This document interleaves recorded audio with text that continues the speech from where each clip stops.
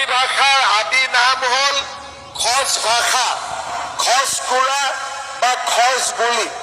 খচ সাম্ৰাজ্যত প্ৰায় 400 বছৰ কাল খচ ভাষাই ৰাজকীয় পৃষ্ঠপোষকতা লাভ কৰিছিল। নেপালী ভাষাৰ বিকাশত খচসকলৰ অৱদান, অসমীয়া ভাষা সংস্কৃতিৰ বিকাশত প্ৰাচীন কামৰূপ প্ৰজাসকলৰ লগতে মধ্যযুগৰ আহোমসকলৰ অৱদানৰ প্ৰায় সমাৰ্থক। মহাপুৰুষ শ্ৰীমন্ত শংকৰদেৱ আৰু মাধৱদেৱ গুৰু দুজনাই ৰচনা কৰা অংকীয়া নাট আৰু বৰগীতৰ ব্ৰজাৱলী ভাষাৰ লগতো নেপালী ভাষাৰ বহু সাদৃশ্য দেখা পোৱা যায়। গোৰ্খা ৰাজ্যৰ ৰজা পৃথিৱীনাৰায়ণ শ্বাহে বৃহৎ নেপালী ৰাজ্যৰ প্ৰতিষ্ঠা কৰাৰ পিছত গোৰ্খা ৰাজ্যৰ নাম অনুসৰি জাতিটোক তথা ইয়াৰ ভাষাক গোৰ্খা বা গোৰ্খালী সংজ্ঞা দিয়া হয়। ইউৰোপীয় লেখকসকলক গোৰ্খাসকলৰ শেহতীয়া নেপালী নামৰ প্ৰথম প্ৰৱৰ্তক বুলি কোৱা হয়। 1820 চনত কলিকতাৰ ফৰ্ট উইলিয়াম কলেজৰ সহকাৰী অধ্যাপক জে এণ্টনে ইংৰাজীত লিখা নেপালী ভাষাৰ ব্যাকৰণ প্ৰকাশিত হয়।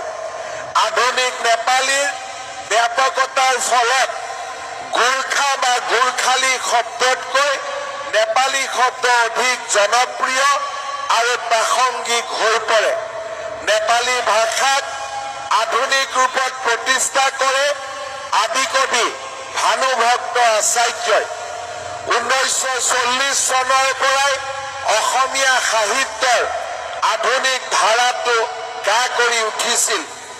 অসমীয়া সাহিত্যৰ আধুনিক ৰূপটো কলিকতাত অধ্যয়ন কৰিবলৈ যোৱা এচাম উদ্দীপ্ত অসমীয়া যুৱকে অসমীয়া ভাষা উন্নতি সভা আৰু জোনাকী আলোচনাৰ মাজেৰে আমাৰ ভাষাটোক জাতিষ্কাৰ কৰি তুলিছিল। সেইদৰে নেপালী ভাষা সাহিত্যৰ বিকাশৰ দিশতো কলিকতা, বেনাৰস, পাটনা, দাৰ্জিলিং আদিত পঢ়িবলৈ যোৱা নেপালী ছাত্ৰ সমাজে মুখ্য ভূমিকা লৈছিল।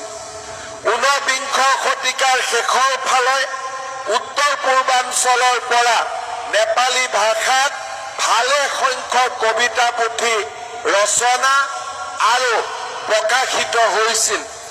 এইবোৰৰ ভিতৰত তুলাচন আলেৰ মণিপুৰ কো লৰাই কো সবাই, ধনবীৰ ভাণ্ডাৰীৰ অব্বৰ পাহাৰ কো সবাই, ভৈশালা কো সবাই আদি বিশেষভাৱে উল্লেখ কৰিবলগীয়া গ্ৰন্থ।